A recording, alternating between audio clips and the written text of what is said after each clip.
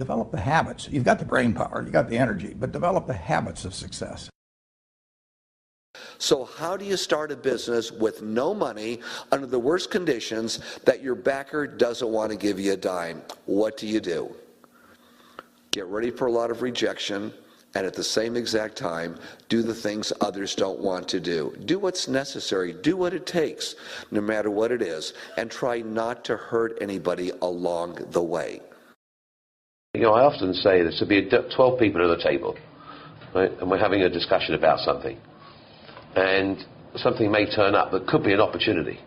Half the people don't recognize it's an opportunity. A lot of people are comfortable in what they're doing. They don't want change. People actually get into a zone where they're very comfortable. So they don't like the idea of risk. I see people, they want to do one little house. Then I see people that want to do 10 houses, and I see people want to do thousands of houses. Now, this isn't a good time to be talking about houses, but the fact is, if you're going to think and if you're going to be doing something, do it big. In a certain way, it's better with the banks. In a certain way, it's better with buyers. You can make it more dramatic. I've always thought that each person invented himself for whatever reasons, through whatever circumstance, through whatever he has gone through, that we are each a figment of our own imagination. From day one, I never tried to hide that I was the girl in my apartment with the red backpack. It's like, this is who I am, and I find that people end up rooting for you and opening more doors if you're really honest early on. Some people start businesses and try to come across that they're much bigger than they are because they feel like that's the only way they're going to be taken seriously. But if you know your product's great and you know why you made it, you don't have to apologize for being out of your home or your apartment or being small. You know, to create a business, you've got to initially work day and night, weekends. It's really hard work. I worked 24 hours a day, 7 days a week. And that's what I cared about. I cared about solving problems, being successful. Anytime an obstacle presented itself, I used it to my advantage and made it work. And I never heard the word no. If I heard the word no, it meant maybe. And then I made maybe yes. In the end, luck plays a very important part in how successful you are. But the harder you work and the longer you work, the luckier you're going to be. People need to understand that we cannot take a breath, that we have competitors who want to take the food off of our table. We have an economy in which there's 8% unemployment here, 9% unemployment in the US, and Starbucks Coffee Company is not something you have to have. It is a discretionary purchase. And so the mentality that you need in a business today, Starbucks or otherwise, to build sustainable success and enduring success is you have to eradicate the human behavior of relaxing, the human behavior of feeling like we have won. And what I have said in the last 2 years of Starbucks is there's no celebration, there's no victory lap. We haven't done squat. I don't have the same opportunity as you do. Yeah, you do. You do. You have every bit the opportunity that I did. And so you can go out there and do it. Somebody said, well, what was your goal? Goal? Make money. You have the power to just, you can sit down, you can code something, you can try it. It doesn't matter to you whether someone thinks it's a good idea or not, because you have the power to go put that online and, and see whether it resonates and connects with people. Stay focused on the stuff that you're providing to your users. You're going to make a ton of mistakes. It doesn't matter. You don't get judged by the mistakes. People don't remember those years from now. They remember the things that you did that were good. There's always going to have to be an element of luck, but I think more important is putting yourself in a business that can be ubiquitous, that really doesn't have limits. Because otherwise, there's always going to be a grind to it. But if the business, if it can't be something that you can visualize every business using or every consumer using, it's going to be tough to scale to be big enough or to have the perceived value to get you to that billionaire club. I grew up under a premise. Go in an industry that has a large profit margin. Don't go in one that's slim.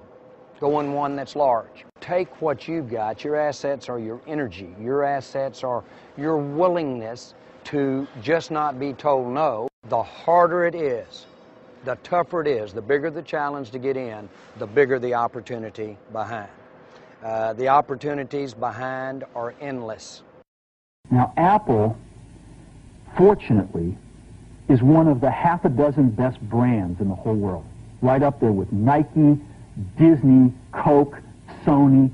It is one of the greats of the greats, not just in this country, but all around the globe. And but even a great brand needs investment and caring. If Alexander the Great could conquer the known world, why couldn't I start CNN? I thought it through really carefully, but I'd studied a lot more than most of my competitors. Most people haven't worked as hard as I have or studied as hard as I have, because when you look back in my life, most of my decisions, almost all of them, were brilliant. What fear is stopping you in your tracks and burning the soles of your feet? What if conquering that fear, whatever it is that keeps you from being what the Creator intended for you, what if you could unleash everything great in your life? Would you do it? Would you say yes to that? Don't allow anyone, friend, family, acquaintance, teachers, whoever it is, don't allow anyone to tell you that what you are dreaming for yourself and your family is not possible. It is possible. Don't be one of those people 20 years from now are going to be walking around in a 9-to-5 job, miserable and angry and bitter. To punish failure is yet another way to encourage mediocrity, because mediocrity is what fearful people will always settle for. I like to see people. I think it's really important, even if it's 10 minutes. I hate all this new world of people aren't talking. So I like the idea of seeing people. I think you get a very different view when you look in somebody's eye. You know in a second whether it's right. I mean, I see these people, they're like 8 yards away at a desk and they're busy. I said, go and talk to them. Why are you emailing each other? Go have the conversation. What happened before email? People spoke. Hello, good morning, how are you? Companies like Google are not getting rich on user-generated content. They're getting rich on the content of companies like Viacom, and we're not going to put up with that. We're not going to put up with people taking our product and not paying for it. They want our product, they can have it at the right price. I'm going to put the vast majority of my energy, attention, and dollars into building a great product or service, and put a smaller amount into shouting about it, marketing it. Because I know if I build a great product or service, my customers will tell each other. You have to mix in some patience with that. New companies generally shouldn't exist. Existing companies are usually pretty good at what they do. And so for a new company to exist, it not only has to come in, go into business and bring a product to market, but it has to bring a product to market that's so much better than what already exists that it punches through the sort of status quo. How can you achieve your dreams? I'll tell you the secret, but nobody ever follows it. Just do things in life the way other people don't do them. Change the status quo, and then you'll succeed. I've said that 1,000 times, nobody listens. If you do anything, you're going to get in trouble. If you don't do anything, you won't be in trouble, but you won't get anywhere either.